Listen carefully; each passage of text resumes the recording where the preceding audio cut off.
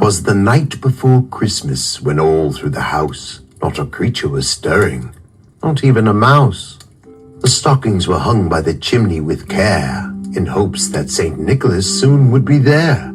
The children were nestled all snug in their beds, while visions of sugar plums danced in their heads. And Mama in her kerchief and I in my cap had just settled our brains for a long winter's nap, when out on the lawn there arose such a clatter, I sprang from my bed to see what was the matter. Away to the window I flew like a flash, tore open the shutters and threw up the sash. The moon on the breast of the new fallen snow gave the luster of midday to objects below, when what to my wandering eyes should appear but a miniature sleigh and 8 tiny reindeer, with a little old driver so lively and quick, I knew in a moment it must be Saint Nick. More rapid than eagles his coursers they came, and he whistled and shouted and called them by name. Now Dasher, now Dancer, now Prancer and Vixen, on Comet, on Cupid, on Donner and Blitzen, to the top of the porch, to the top of the wall, now dash away, dash away, dash away all. As dry leaves before the wild hurricane fly, when they meet with an obstacle mount to the sky, so up to the housetop the coursers they flew, with a sleigh full of toys, and St. Nicholas too. And then in a twinkling I heard on the roof the prancing and pawing of each little hoof. As I drew in my head and was turning around, down the chimney St. Nicholas came with a bound. He was dressed all in fur from his head to his foot, and his clothes were all tarnished with ashes and soot. A bundle of toys he had flung on his back, and he looked like a peddler just opening his pack. His eyes, how they twinkled, his dimples, how merry. His cheeks were like roses, and his nose like a cherry. His droll little mouth was drawn up like a bow, and the beard of his chin was as white as the snow. The stump of a pipe he held tight in his teeth, and the smoke it encircled his head like a wreath.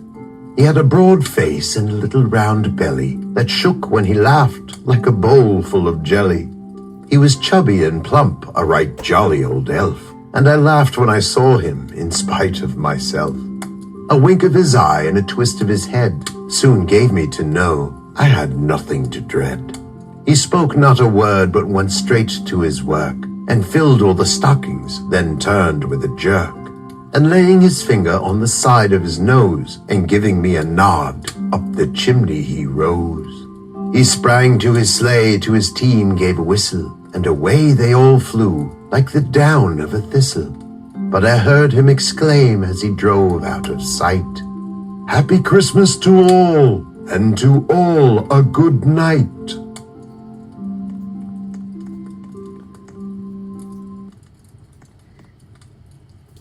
Once upon a time, in a small village there lived a shoemaker and his wife, who, by no fault of his own, had become so poor that at last he had nothing left but leather for 1 pair of shoes.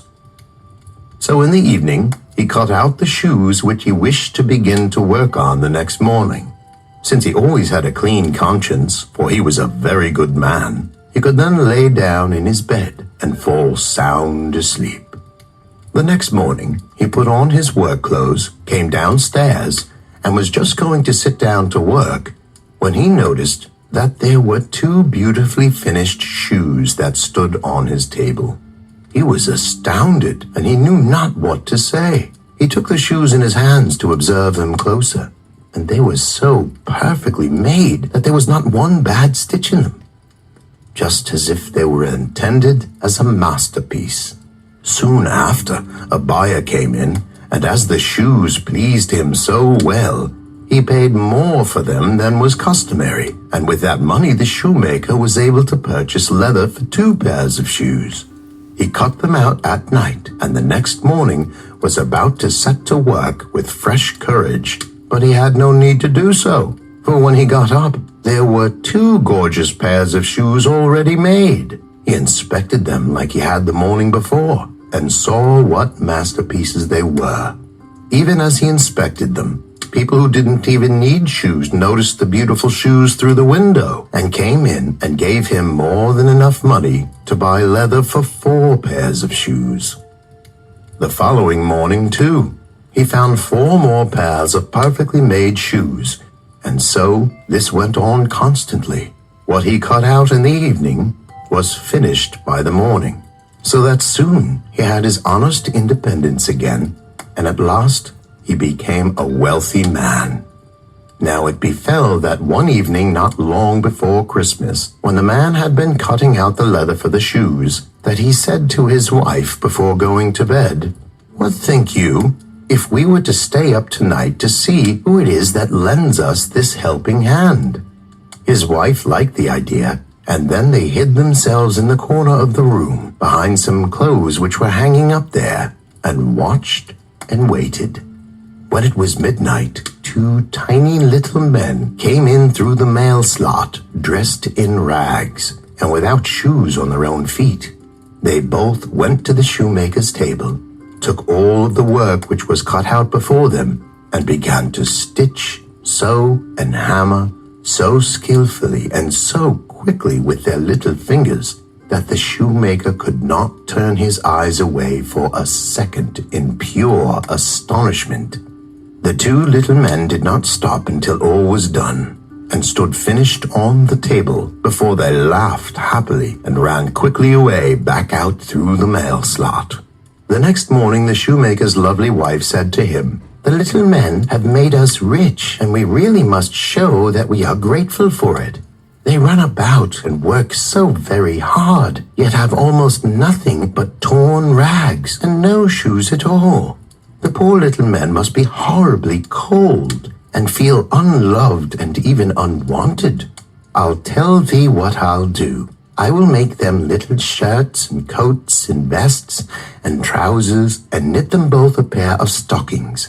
And you, my dear husband, must get to work and make them 2 perfect and shiny little pairs of shoes." The man said, "I shall be very glad to do it." And one night, when everything was ready, they laid their presents all together on the table instead of the cut-out leather for the shoes, and then concealed themselves to see how the little men would behave. At midnight, they came bounding in and wanted to get right to work at once, but as they did not find any leather cut out, but only the pretty little articles of clothing, they were at first astonished, and then they showed intense delight. They dressed themselves with the greatest speed, putting on the lovely clothing that the shoemaker's wife had made them, as well as their shiny new shoes, and they began singing, "Now we are boys so fine to see, why should we longer cobblers be?" They danced and skipped and leapt over the chairs and benches. At last they danced out of the front door. From that time forth, they came no more, but as long as the shoemaker lived, all went well with he and his wife, and all of their undertakings prospered. And so they lived so very happily for the rest of their lives. The end. A Letter from Santa Claus by Mark Twain. My dear little child, I have received and read all the letters which you and your little baby sister have written me. I can read yours and your baby sister's jagged and fantastic marks without any trouble at all. But I did have trouble with those letters which you dictated through your mother and the nurses, for I am a foreigner, and I cannot read English writing very well. You will find that I made no mistakes about the things which you and your baby sister ordered in your own letters. I went down your chimney at midnight when you were asleep, and I delivered them all myself. But there were 1 or 2 small orders which I could not fill because we ran out of stock. There was a word or 2 in your mamma's letter, which I took to be a trunk full of doll's clothes. Is that right? I will call at your kitchen door at about 9 o'clock this morning to inquire, but I must not see anyone, and I must not speak to anybody but you. When the kitchen doorbell rings, George must be blindfolded and sent to the door. You must tell George he must walk on tippy toes and not say a word. Otherwise, I cannot speak with you. Then you must go up to the nursery and stand on a chair and put your ear to the speaking tube that leads down to the kitchen. And when I whistle through it, you must speak in the tube and say, 'Welcome, Santa Claus.' Then I will ask whether it was a trunk that you ordered or not. If you say it was, I shall ask you what color you want the trunk to be. And then you must tell me every single thing in detail which you want to be in the trunk. Then I will say goodbye and Merry Christmas. You must say, 'Goodbye, good old Santa Claus. I thank you very much.' Then you must go down into the library and make George close all of the doors that lead into the main hallway. And everybody must keep still for a little while. I will go to the moon and get those things in a few minutes, and I will come down to the chimney that belongs to the fireplace that is in the hallway. If it is indeed the trunk that you want, because I could not get such a thing as a trunk down the nursery chimney, it's too small, you know. If I should leave any snow in the hall, you must tell George to sweep it into the fireplace, for I haven't the time to do such things. George must not use a broom, however, but a rag, so he won't slip and fall. If my boot should leave a stain on the marble, George must not hollystone it away. Leave it there always in memory of my visit. And whenever you look at it, or show it to anybody, you must let it remind you to be a good little girl. Whenever you are naughty, and someone points to that mark which your good old Santa Claus's boot made on the marble, what will you say, little sweetheart? Well, goodbye for a few minutes till I come down to the world and ring the kitchen doorbell. As always, your loving Santa Claus, whom some people call the Man in the Moon.